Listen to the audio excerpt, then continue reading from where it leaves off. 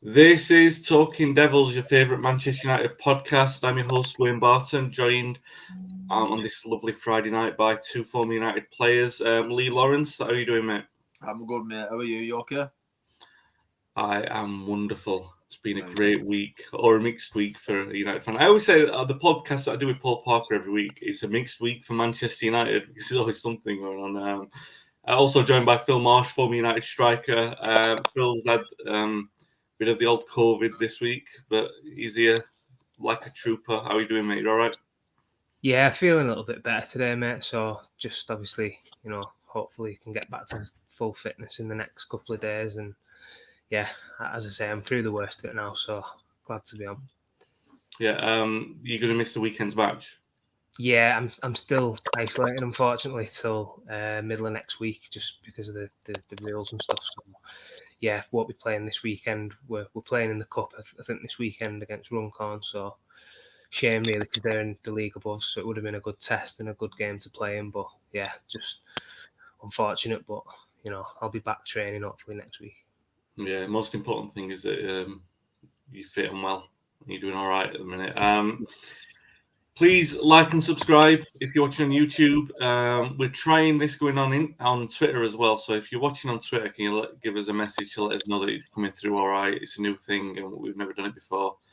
Also on Facebook as well. So if you're watching, get your questions in, and Phil and Lee will be sure to answer them. Well, the nicer ones that I put up on the screen anyway. If they're not nice, I won't ask them. All right, so let's talk about the two games really against West Ham this week. One was won, one was lost.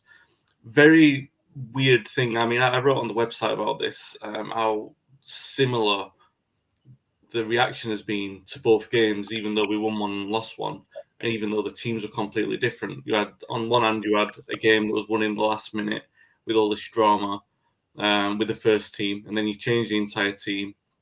It's in the League Cup. They changed their entire team. We have 27 shots.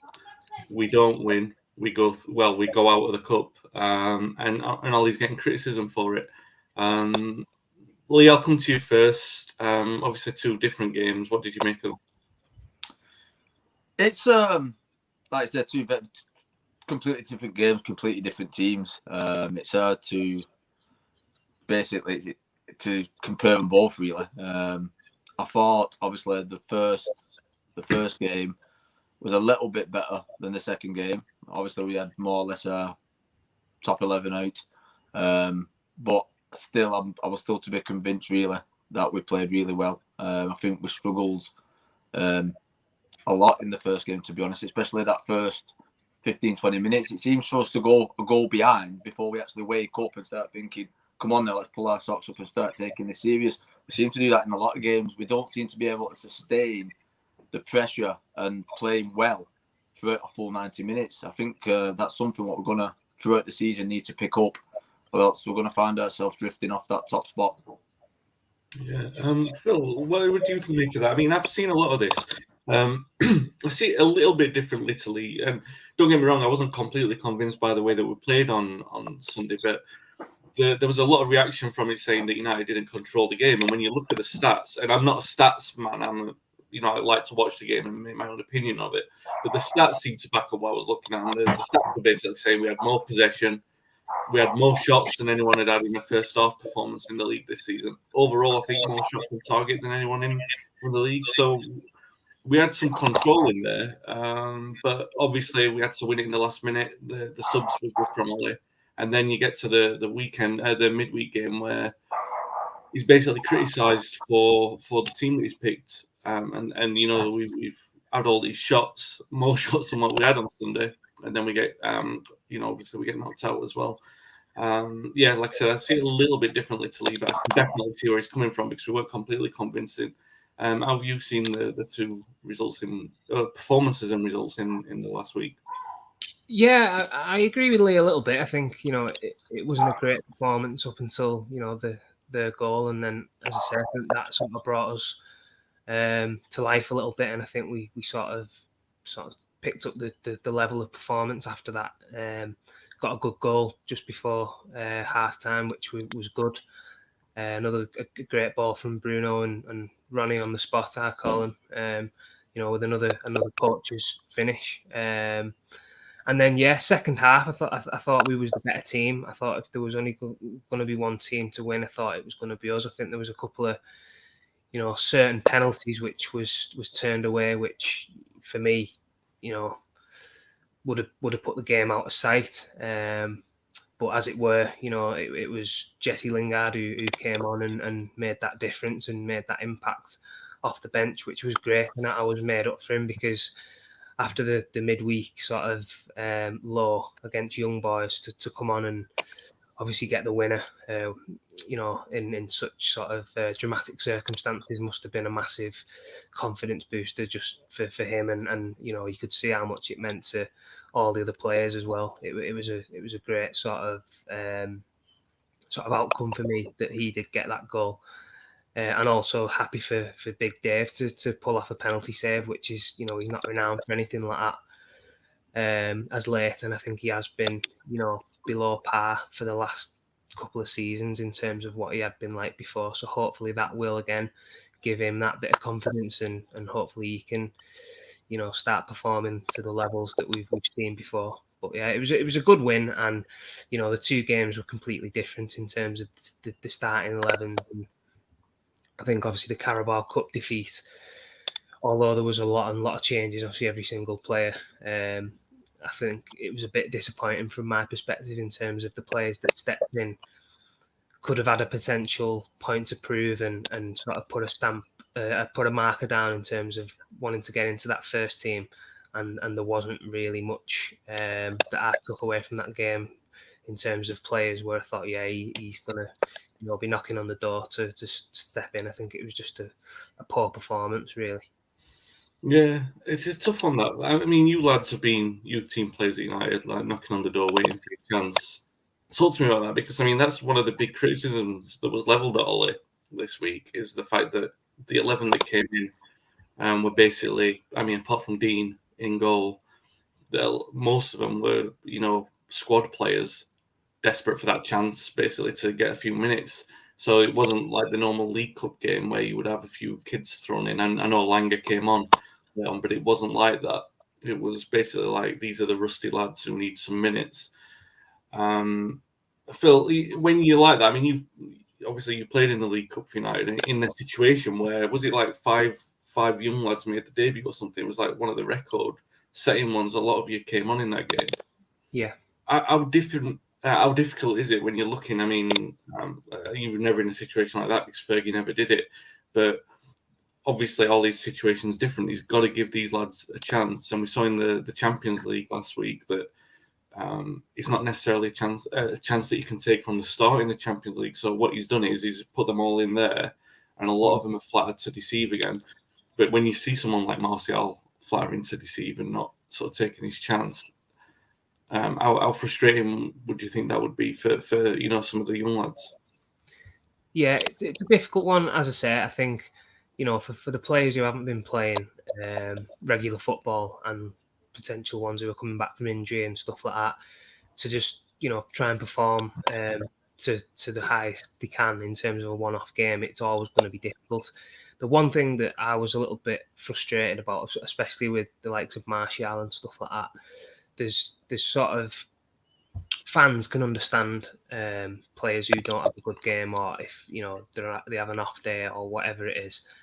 It's the lack of enthusiasm and work rate and desire and wanting to show that you want to do the right things. I think that was a big thing that stood out for me. There was some of them players there who, Ollie would have probably understood. Yeah, they're not going to be sort of firing on all cylinders straight away. They've not played much football, but it was just a lack of effort, and it looked like they didn't care, and that's a crime really at any level of football. Never mind playing for Manchester United. The one thing you've got to do is work hard, and for me, some of them players didn't even do that, and that's a really worrying sign for me. But yeah, I think it was always going to be difficult with so many changes. I think the players on the pitch, in terms of the quality, was there to win the game. I've no doubt in that. I just think on the night there wasn't enough good performances, and West Ham inevitably sort of, shaded it and won the most individual battles. There was a couple of good performances which, were, few and far between, but on the whole, it was a bad night. And I think, there wasn't anybody who'd have been, saying I deserve to be playing against Aston Villa on Saturday from that game. Yeah, I think you're right. It was very, very tough to look at. I mean, I think some people were saying that Van der Beek played all right, and he did. But I mean, you're looking at a second string West Ham. It wasn't just a second string United. They should have been bossing that a lot more. You look at Matic, and he had a little bit of purpose around him. But Matic is there or thereabouts. He's always going to be like a number 2 choice coming in. Lee, I mean, the other way of looking at it is the under-23s played the night before in the other competition, against Bradford. I think it was Bradford they played against. So all of them en masse get that chance. But it doesn't really count as a proper competition for United. They're in the League Cup. That's the one where the youngsters are supposed to be getting the chance. And United have got a lot of good youngsters. They've got, the likes of Annabelle, Shora Ture. Would you have been frustrated if you're looking at that? I mean, I know like you were a left back, so you might be looking at Tellez thinking this guy is not really pulling up any trees. He's not done a lot since he came to United, apart from serve as like a little bit of a boost for Luke Shaw to come on. Would you have been a bit frustrated seeing the team selection on Wednesday? Yeah, definitely. As a youth player, you've always, like I said, that's more or less your first chance of breaking into the first squad and actually getting a game under your belt and getting a little bit of an experience. When I always remember when we used to finish training, as you used to walk to your changing room, especially like I said when it was what is the Carabao Cup now, you'd always put the team sheet up before your dressing room and you'd always have a look and you'd always think you had a chance of getting in. Like I said, some of them young lads there who are looking well and looking good, and we've seen, like I say, the likes of Shorty plays like that. The left back, is it named Fernandez? The left back, the young lad. Really well, I've seen a couple of clips of him, a couple of performances. He looks like he's doing really well at the moment. Obviously, they probably thought he would have got a chance of maybe making the squad, making the bench. But I think the problem is now we've got such a big squad, and the depth of squad. There's a lot of players who played who's not had any minutes or very, very little minutes this season. So I think it was a double-edged sword for Ollie, really, because I think if he would have played a lot of his youngsters, he would have said, well, what's happened to what does Van der Beek have to do to get a start? What does Lingard have to do? Players like this, it for me, yeah, you would be frustrated, and I would have been frustrated when I was younger, but I think you kind of need to understand that process a little with them. Yeah, no, I think you're fair with that. I think that's probably the biggest consequence of getting knocked out. Not so much that we were knocked out of the cup, that the number of games for those lads to play has like dramatically dwindled, especially before the new year.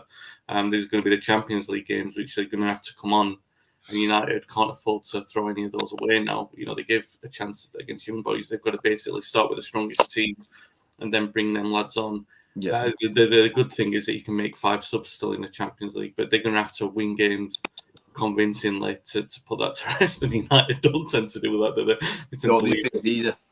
No. I want to get your lad's opinion on the Phil Jones stuff that we've been sort of talked about over the last week and a half, really. One thing that struck me about the Phil Jones thing, a little bit of sympathy after the weekend interviews where he was talking about the sort of mental struggles that he had and the actual injury that he suffered, because I didn't realise it was the same as Ollie's. And that suddenly changed a lot of things for me, the way that I saw it, because I'm thinking, no, if Ollie has been through that, and at the time that he was at the club stood by him. If he sees another player going through that, then he's more inclined to sort of stand by him and give him that chance, because that's what happened to him. Phil, you were in the recovery with Ollie. Basically, you saw a lot of that. You saw the way that he was handled by the club and sort of his attitude to it. Can you sort of see, over the last sort of week or 10 days, and all this news is coming out about Phil and his injury and his attitude to it, can you sort of see a little bit more of where, I know you guys have not really slagged Phil Jones off, but can you see from Ollie's perspective a little bit more why he stood by him when a lot of people have sort of said, the new contract, for example, they would have said we should have just let him go. But he's obviously stood by him and given him a chance. Do you think that now we know what the injury is and the fact that it's so similar to what Ollie went through, you can sort of understand why he's standing by him. Yeah, Phil?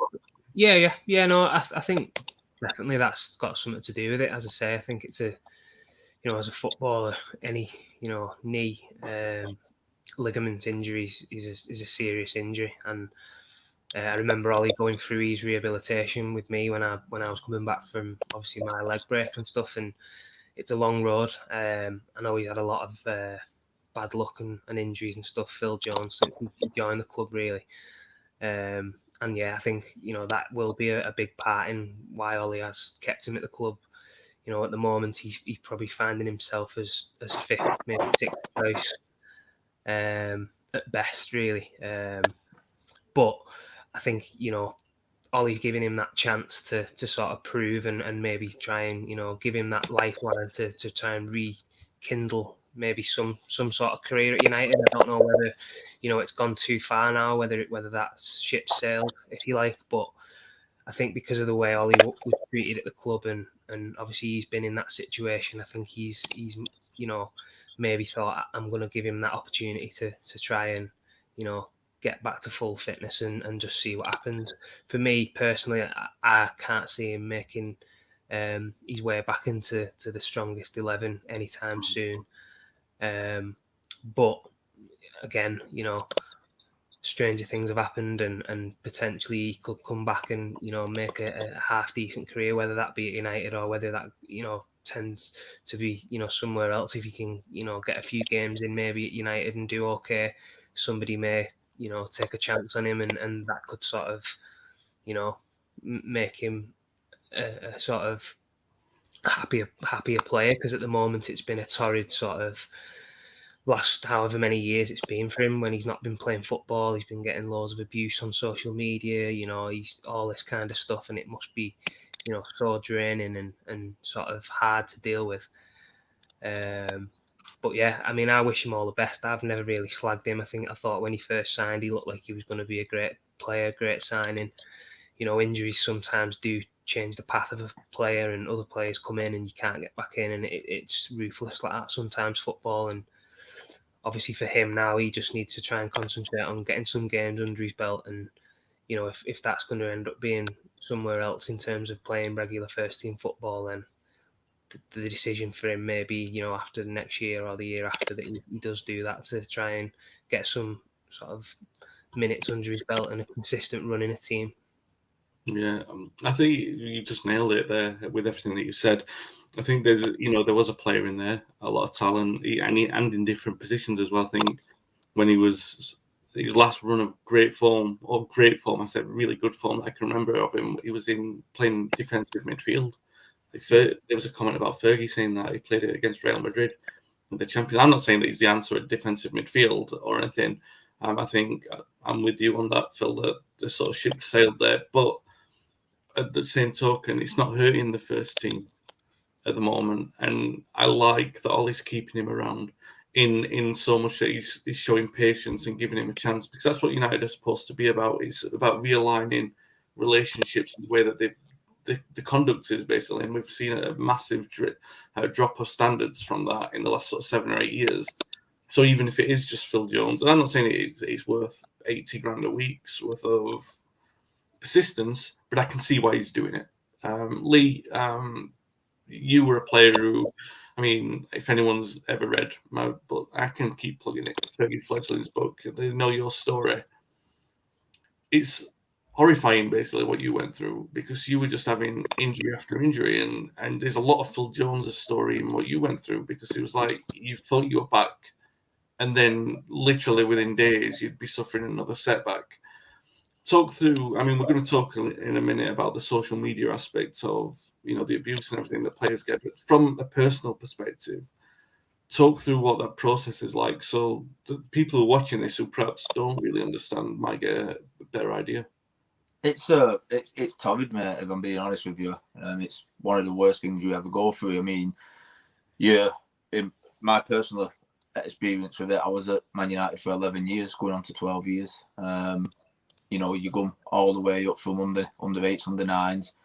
You're progressing and progressing and progressing. You get to the FA Youth Cup, you win the FA Youth Cup, you go out on loan, which I did. I went to Shrewsbury, did really well at Shrewsbury Town. We won the conference playoffs to get up to the old Division 3 then. Come back, got my first team squad number. Everything's looking rosy. And then obviously injury strikes and you think, well, that's okay. I'll take a bit of time out. You do, 6-7 weeks in a boot. You then get back onto going into the gym with Mike Clegg. Gets you back with your fitness, gets all your fitness out. You go in the swimming pool, get yourself going, get back on the field. It's a long, drawn out process. 16, 18 week back, you think, right, but I'm going to start again, get back to where I was. And you just can't. And you just can't get back to straight away where you was. And you see players coming back now and people saying he's not the player that he used to be. And the reason for that is the injury, and it's as simple as that. And you still want to do things, but again, mine was my knee. My knee wouldn't let me. Just as you think you're going to get back to full fitness, you're in the physio's room again 2 weeks later. Another 18 weeks goes by, and then another 16 week, and mentally it just drains you. It's just killing. You're watching the lads who you've grown up with getting their opportunity to play reserves, play first team. They're doing really well, and you're thinking, God, that should be me. If I was fit, I should be there. I should be going on these tournaments. I should be, playing in the League Cup. I should be getting my chance. But you're not getting it because not of your ability, because of your injury, and it's soul destroying at the time. Yeah. Especially if people don't remember Lee's time at the club, the Youth Cup win was 2003. There's probably 2 or 3 years period where we needed a left back and we needed competition at left back. It wasn't always straightforward. I know Evra eventually came in. O'Shea played a little bit there, but there wasn't an obvious player there. So there was an opportunity there for you to get games. Yeah, it was Danny Pugh, I think, was one in front of me when I was just leaving on loan. And when I come back, Danny had gone. So automatically, I thought, this is my chance. I come back to my first team squad number, my European squad number.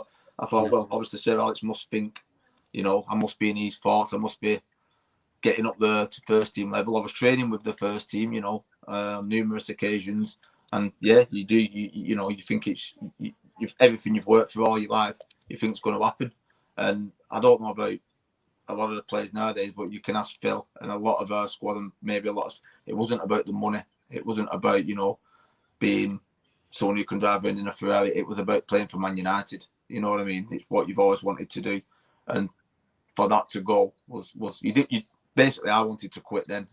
I did go to a few other clubs after that, and injured me then, but I didn't want to go to any other club. You've been to a club all your life. You want to stay at that club. And for me at the time, if I was glad to go anywhere else, I didn't want to go. I wanted to stay at United. And yeah, it's a shame. Obviously that's my story, but it happens to hundreds of thousands of lads, not just at United, throughout the country.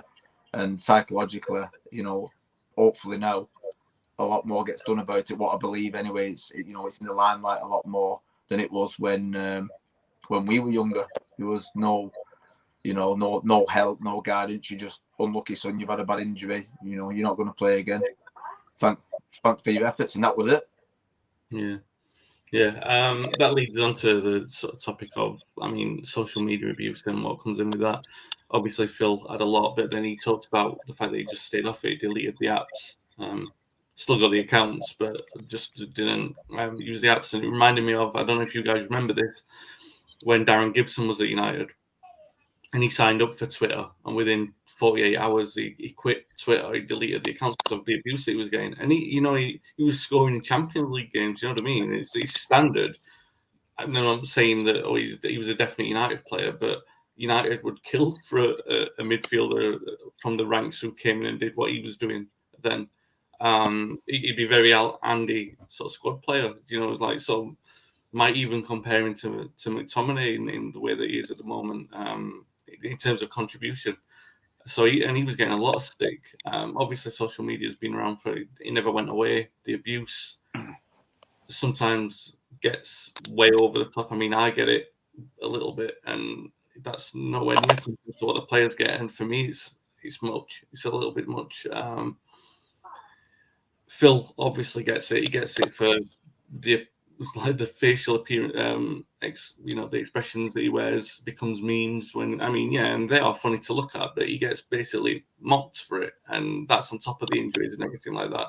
It's cruel. And now you get it for everything, all the time. Ollie gets it all the time.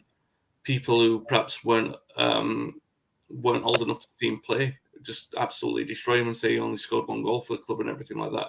It's ruthless. People perhaps they don't educate themselves on the history, but it doesn't change the fact that they can have these accounts and they can abuse you.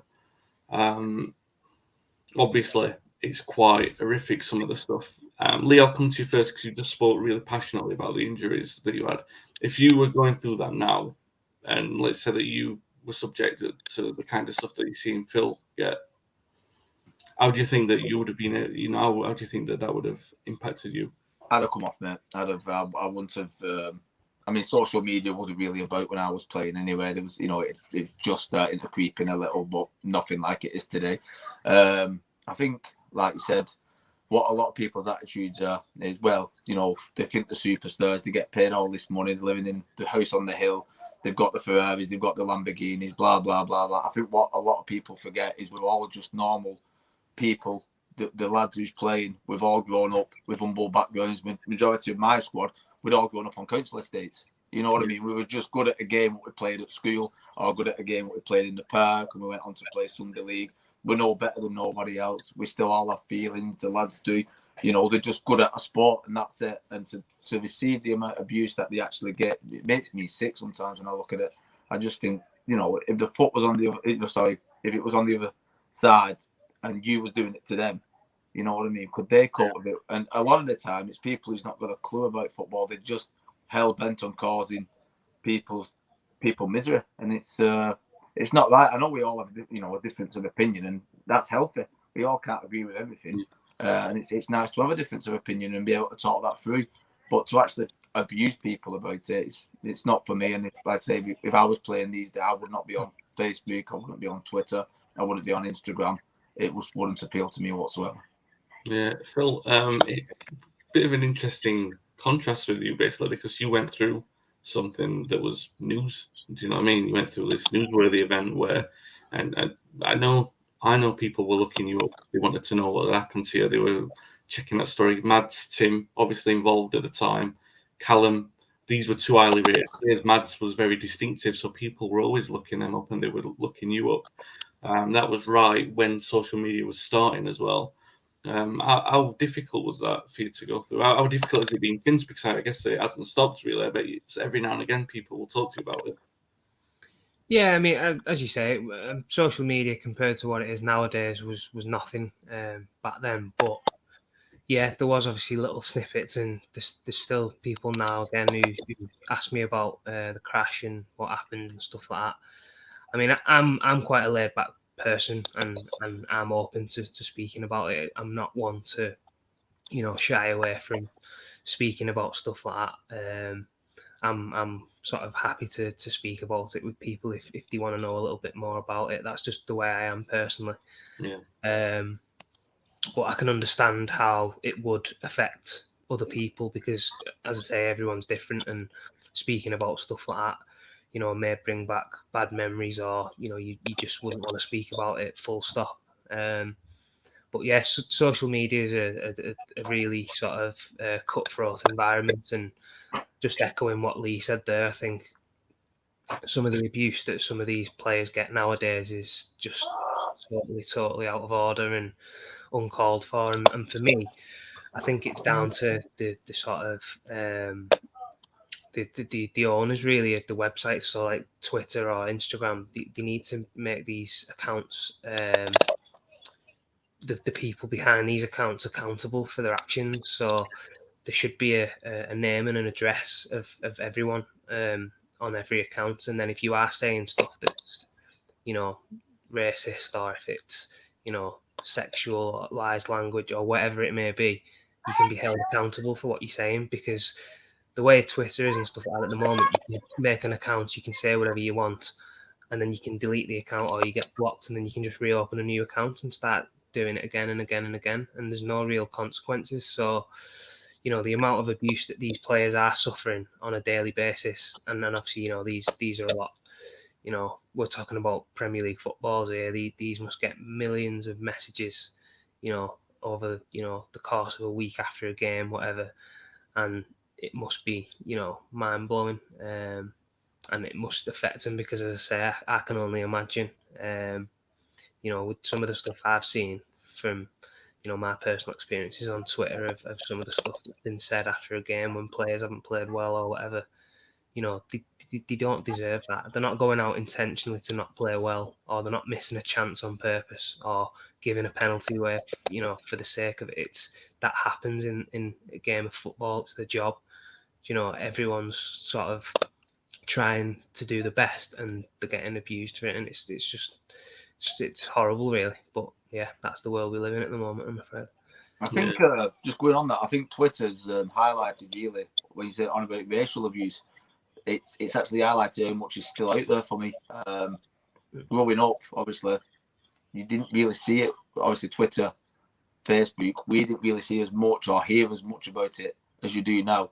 I can't remember much incidents of me playing with the likes of Jamal Johnson or Kieran Richardson and people like that. You didn't really hear them growing up, complaining about someone said this about the skin colour and that.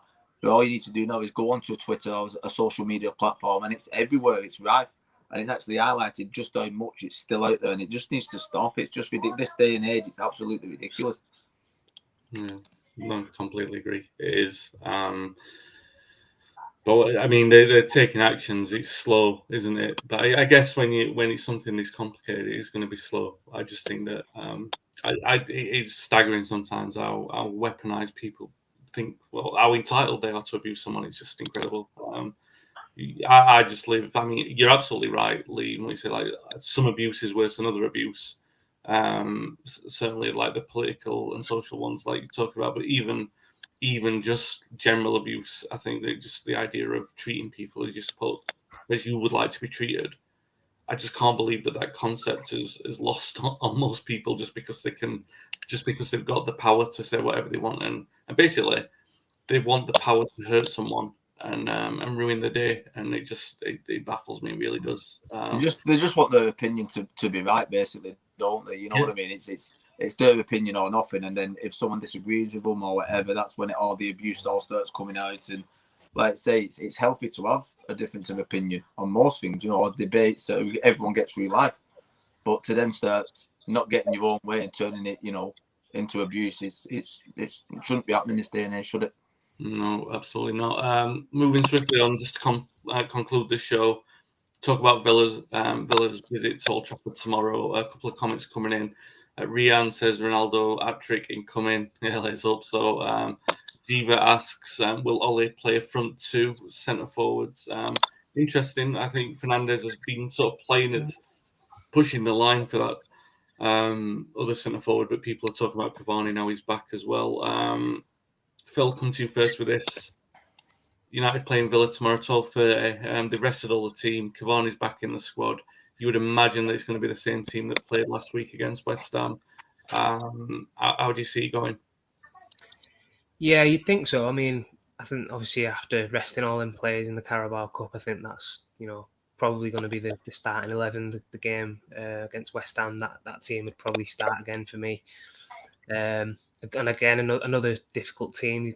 Villa's got some good players, a lot of firepower up front with Danny Ings and Watkins. So we're going to have to be wary of them too. But yeah, should be a game that we win. I'm hoping that we can, go in front, take the lead in the game, take a little bit of pressure off, and sort of, hopefully win at a canter. But again, I think it's going to be a bit of a work in progress at the moment. I think the performances have just sort of gradually been getting better and better as we go along, barring the cup game against West Ham and the young boys defeat. I think we have been showing steady progress, but yeah, it'd be a difficult game again. Every game in the Premier League is tough, but I'm expecting 3 points. I think 2 or 3-1. Lee, we're talking to Paul Parker on the podcast this week, and he made the point about Jack Grealish going, but Villa seems to have come together a little bit. You see that sometimes with teams when they lose a star man, they come together and play more as a team. And Villa obviously spent wisely. They brought Bailey. I don't think Bailey's playing as he's injured, but obviously they've invested that money wisely. They've got some players in. Ings was one. A few lads I know thought he might be a good option for United, because of his goal scoring ability. But they've obviously invested wisely. They look like they famous last words, but they look like they're more. They're all standing up as individuals and as a team rather than relying on Grealish to get them out of it. Yeah, I think it's like a pack mentality, isn't it? You lose your alpha male and the pack has to come together. And I think that's what's going on really at Villa. Good team again. We had this conversation about West Ham. Good team. Should we get beat up from no?